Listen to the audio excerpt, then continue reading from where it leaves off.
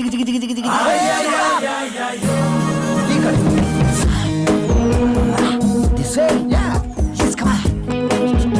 ಓಹೋ ಮರಿಗೌಡ್ರು ಏನ್ ಫುಲ್ ಮಿಂಚಿಂಗು ಇಬ್ರು ಎಲ್ಲ ಹೊಂಟಂಗದೆ.